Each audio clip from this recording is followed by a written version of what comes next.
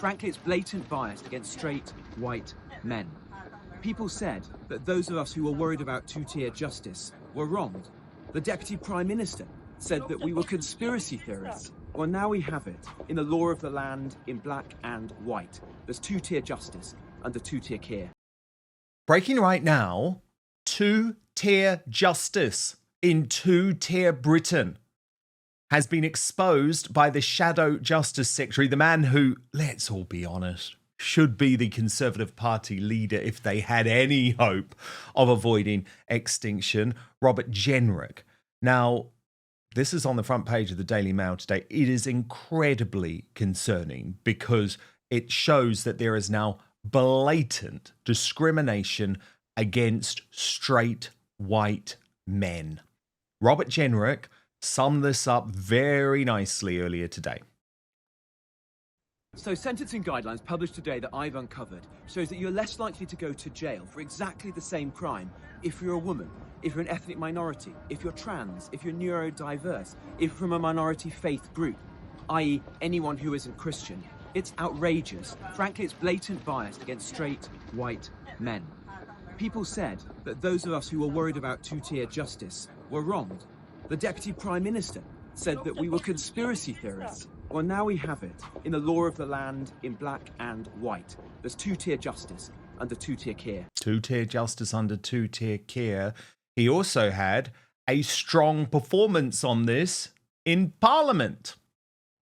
Turning to the new sentencing guidelines that's been published alongside this statement, which will make a custodial sentence less likely for, and I quote, ethnic minorities, cultural minorities, and faith minority communities. Why is the Justice Secretary enshrining this double standard, this two-tier approach to sentencing? This is an inversion of the rule of law. We on this side of the House believe in equality under the law. Why doesn't she?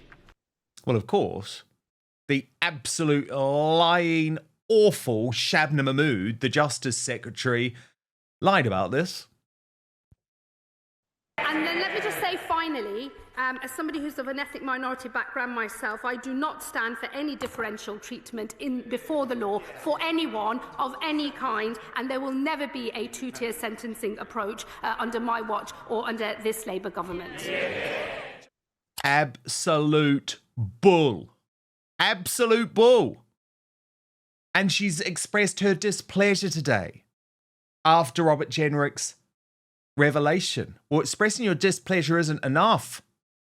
You've got to stop this racism against straight white men. And I have to say, watching Jenrick's performance, and look, as you know, I'm no fan of the Uni Party, but watching his performance makes me think, I do think Robert Jenrick would be a good Prime Minister. My preference would be for him to defect to Reform UK, but the Tories would be in with so much more of a fighting chance if they had gone for this man, because he's a strong media performer too. Watching with Mike Graham earlier. What's going on with this two-tier justice nonsense? Well, look, the sentencing guidelines that we uncovered yesterday are a complete disgrace. They show that if you're a woman, if you're neurodiverse, if you're trans, if you're an ethnic minority, if you're from a minority faith group, presumably anyone who isn't Christian, then you are going to get a different treatment under the law. You are less likely to get a custodial sentence. Frankly, this is blatant bias against Christians and straight white men. And many, many people will be rightly furious at this. Your viewers and listeners were sneered at when they said that there was two-tier justice in this country. Angela Rayner, the Deputy Prime Minister, said that we were conspiracy theorists for saying so. Well, here it is, in black and white, the law of the land, the Sentencing Council issuing guidance to every magistrate in this country, telling them to treat people differently on the colour of their skin or the faith that they abide by. It's wrong and it needs to be stopped. It seems incredible that it's even legal, doesn't it? I mean, Shabnam Mahmood yesterday put out a statement saying that the Sentencing Council is entirely independent, but it strikes me as rather inefficient of her, to say the least, that she doesn't know what they're about to do or what they want to do. Well, quite. These sentencing guidelines were signed off in a meeting with all the bigwigs from the legal system, including her own representative, one of the most senior civil servants at the Ministry of Justice. So either she knew about this, and it is her policy, but now she's having to change tack because people are so furious with it, or she was totally asleep at the wheel, had no idea what was going on in her own department. Either way, it's a terrible reflection. Look, Nicholas Lasac, can we just be honest about this, please? There is now open discrimination under this sick Labour government against straight white men. Anti-white racism is now commonplace in the UK, and I'm sorry, I am going to keep calling it out as I have for many years because it is wrong, wrong, wrong. You're absolutely right, Dan. It is extremely wrong. It's quite frankly appalling that the government is actually willing to implement such ridiculous guidelines. I mean, if you think about it, we've gone from last summer, them gaslighting the public by saying, oh no, two-tier justice doesn't exist, to enshrining it in law. And we're only a few weeks away from a Guardian article coming out basically saying, oh my God, two-tier justice is wonderful and we should all support it. It is ridiculous. This is an absolute joke. It doesn't, whatever skin color you have, whatever your sexual orientation, whatever your religion, you know, the crime that you commit, it's you know, your sentence should not be determined by what skin color you are. We should live in a colorless society. And I just think it's well and truly ridiculous. This has gone beyond equity. This is, in effect, as you point out, anti-white discrimination and anti-straight discrimination in a sense as well. And it's a joke. It's an absolute joke. If you commit a crime, irrespective of your skin color, you should face the maximum punishment if your crime is as bad as, you know, it is. But first, do you know that sleeping less than 6 hours per night doubles the risk of early death? Poor sleep is also linked to obesity, heart disease, high blood pressure, diabetes, depression, and a weakened immune system. Now, personally, I've struggled with sleep for a while. I tried everything, actually, but found it really difficult to wind down and get to bed before 2 a.m., which I know is pretty late. But I'm not alone. Actually, the CDC reports over 35% of adults in the US sleep less than the recommended 7 hours. Many sleep supplements contain melatonin and other ingredients that create dependencies, cause morning grogginess, and lose their effectiveness over time. So that's why I take Evening Being, a brand new product by the amazing team at Verso. After 3 years of perfecting the formula, they created a melatonin-free drink mix with clinically studied, patented ingredients. It's formulated to calm an active mind, help you fall asleep faster, stay asleep longer, and improve deep and REM sleep, all without creating dependencies or causing morning grogginess. I really look forward to drinking Evening Bean every night, actually, not only because it's helping me fall asleep faster, but it actually just tastes so good. This is like my new nightcap before bed. By the way, totally fine if you're vegan or on the keto diet. So just click in the show description or head on over to evening.ver.so/outspoken and use the coupon code outspoken at checkout. You'll save 15% on your first order. So try Evening Being tonight and wake up feeling refreshed tomorrow. That's evening.ver.so/outspoken. Use the coupon code outspoken at checkout to save 15%. But now back to the show. Yes, and also anti-Christian. Can I just point out anti-Christian? We're meant to be a Christian country, Howard Cox, and there are countless examples of this. Countless examples. You only have to look at all of the poor souls languishing in prison after the so-called riots following the Southport massacre.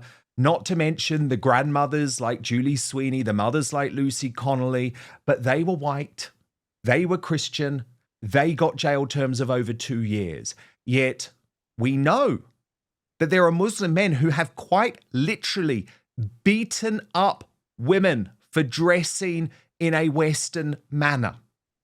And they haven't received a day behind bars. So I think this is already happening, Howard. It might not be official, but it's already part of our left-wing judiciary. Well, Dan, I can't put it any better than you. You are so articulate in getting that message across. This is institutionalized racism. and I'm not going to get any, soften that particular statement. But it's more than that, though. That's one side of it. But the other side of it is the two-tier justice to sentencing. We're looking at someone like, we talked about Tommy Robinson, getting for a civil offence, going into solitary confinement. You get Mike Ainsbury, he beat the Watsits out of a constituent, and he gets a 2-year suspended sentence. I mean, everything is wrong about the institution, our justice system, and it's not being addressed by either party. And, Robert Jenrick, I worked very closely with him when he was in the Treasury about 7 years ago when I was working on cutting fuel duty. Robert Halford introduced me to him, the great MP for Harlow, who's now not long with us in terms of being an MP. He introduced me to Robert Jenrick, and I was so impressed with his decisiveness, getting the message, getting his brief right with what I was working on. And I was impressed then. And you're dead right. He should be leading the Tory party. He should. I mean, Nicholas, let's just talk about the pure politics of this, right? Jenrick was so much more of a threat. And I would argue actually remains so much more of a threat to your man Farage and Reform UK than Kemi Badenoch, who has been utterly hopeless. I mean, she's a joke. She's laughable. But arguably, I think this could work out better for Jenrick because she plays the Ian Duncan Smith role, couple of years in the leadership. He then is able to take charge when actually people are maybe prepared to forgive the Conservative Party. Now, I know everyone's going to say, no one's going to forgive the Conservative Party. Personally, I'm not, right? Even with Jenrick as leader, I'm not voting for the Conservatives. So this isn't my personal position. But I see him as more of a threat to Reform UK. I really do. I actually completely disagree with you, Dan. Everything about Jenrick is very, very, very surface level. He's a nice guy. You think he's a fake? Well, I would say I find it very, very, very convenient how he went from an extremely pro-European politician to the moment Reform UK surged at the last general election to effectively going right to, to the right of Genghis Khan. A Damascene conversion, you might say. Yes, I think it's awfully convenient and very telling. So, all Reform has to do is point out Jenrick's extremely pro-EU record and the fact that only until about 5 minutes ago he was licking Brussels' boots, and that will sort of. And he loved Rishi Sunak. He loved Rishi Sunak for a period as well. Exactly. But on another note, I think that. But he got on the Ozempic, lost all the weight, and all of a sudden got sound political positions. Yeah, well, exactly. But I think another issue that Jenrick is facing on another level is simply the fact that he is a flip-flopper. And I think that many, many, many Tory MPs would much rather pick Badenoch over Jenrick because, who knows where Jenrick's going with his political philosophy. For all we know, if Reform were to suddenly cease to exist, he'd go back to being, a massive Europhile. In my view, Jenrick has spied an opportunity, and don't get me wrong. But you'd want him in Reform. Come on. If Robert Jenrick said he would defect tomorrow, what a brilliant shadow Home Secretary he would be for Reform UK. Yeah, but that's not going to happen. He's not going to defect to Reform. That's not going to happen. I think he is firmly rooted in the Conservative Party. I think he certainly has his eyes on leadership. Whether or not he actually gets to leadership, I don't entirely think so. I think enough Tory MPs think he is a flip-flopper and don't necessarily trust him. This is from what I've heard hanging around in the Westminster sphere. But he's not going to defect. No matter how many people on Twitter may post these photos saying, "Oh my God, Robert Jenrick is about to defect," it's not going to happen. In my view, he has his eyes on Tory party leadership, but all Reform has to do is simply show his record to the British public, and I think all of the hype around him will very quickly dissipate. However, I will say this. I like him as a person. I've spoken to him through Twitter. He's a nice guy. He follows me. I follow him back. He's a lovely guy, but I don't think he's that big of a threat to Reform, quite frankly. Thank you so much for watching Dan Wootton Outspoken. Please click on my face just to the bottom left to subscribe to this brand new independent news source and turn on the notification bell so you'll be alerted to our brand new live shows, uncancelled interviews and special royal episodes. Outspoken is also now available as a podcast, so you can listen to the show every weekday on the go, wherever you are.